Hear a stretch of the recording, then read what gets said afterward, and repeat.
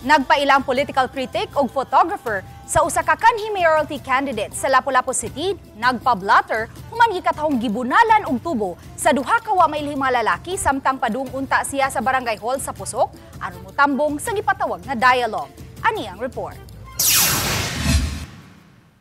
Nahiagom og samad sa tuong bahin sa iyang ang 28 anyos nga si Jeremiah Hindoy Pedro. Human matud pa, gibunalan siya og tubo sa duha ka wa mailhing mga lalaki niadtong Biyernes sa hapon.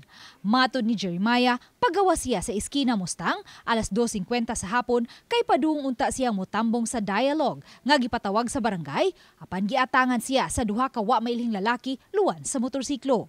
Matud niya, nakasukol pa siya og natunong usab nga naabot ang iyang usa ka higala hinungdan nga daling nisibat ang duha ka mga sospek. Matud ni Jeremiah, dako ang iyang pagduda nga may kasayuran si Pusok Barangay Captain Rani Imperio sa hitabo kay nganong natunong ang oras sa pagbunal kaniya sa oras nga mulakaw siya paingon sa barangay. Nakapasamot sa iyang pagduda kay nganong wa ibutyag ni Kapitan Imperio konsikinsa ang adunay reklamo kaniya hinungdan sa pagpatawag kanila sa usa ka dialogue sulod sa barangay. Kay katabi ang invitation is exclusive yato nga oras. Kay 3 PM mga mo ang gisabot. Unya ang nakahibaw na akong team o ang team sa barangay si Kapitan Dragyud nakahibaw na. So nakaana mi nga set up ning hitabo. Human sa hitabo, gipablatter niya ang insidente sa Police Station 5 o gikomprontasin nila si Kapitan Imperio. Nagduda siyang may kalabutan usab ang usa sa mga kawani sa barangay nga iyang silingan nga posibleng maoy nihatag og kasayuran. Di ko mosugot daog-daogon ko ginani. Muna ako gitang pakasuhan gid. Ang kapitan ug akong silingan. Apan ang pasangil ni Jeremiah, hugtanong gihimakak ni Kapitan Imperio. Iyang gipasabot nga adunay usa ka residente sa Barangay Basak ang nireklamo ngadto sa CSWD kay ang hulagway sa bata nga gikugos ni Lapu-Lapu City Lone District Congressman Junard Ahong Chan giilisan og dilata. Nasakitan ang ginikanan sa maong bata ug buot niining makigharong kang Jeremiah kinsa nasubay nila nga mulupyo sa Barangay Pusok. Dapat kit iyang ginatupagon ang iyang katong nahiubos ba sa iyang gibuhat. Total, confrontation na siya, ma'am. Mediation na niya ito, para lang gin magkaabot sila nga makakakuha sa kanang makuha sila, ma'am, naa sila peace of mind.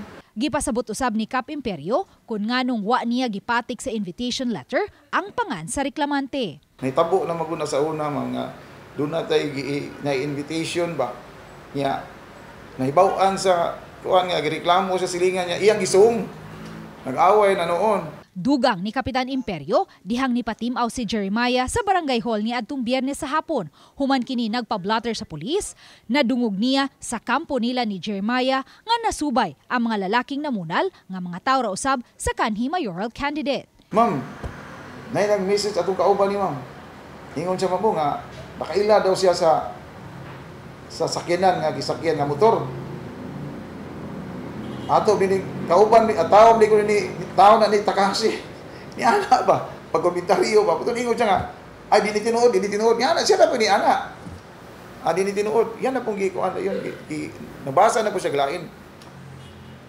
Kaingon ko ba nga pasig ilahara po na duwa. Kay naghatag man sila mga fake news or fake nga kuan nga ang tawo ra kuno ni Ma'am Takahashi nagpabunal sa kuan which is di na mabuhat ni Ma'am Takahashi kay suod kay ni Ma'am nila Sir Matt dili na nila mabuhat sa ako. Sa pagkakutlo ning balita, wala pa makuha og habig ang naasoy mayoral candidate. Uban ni Marlon Melgazo, Luan Merondina, Balitang Bisdak.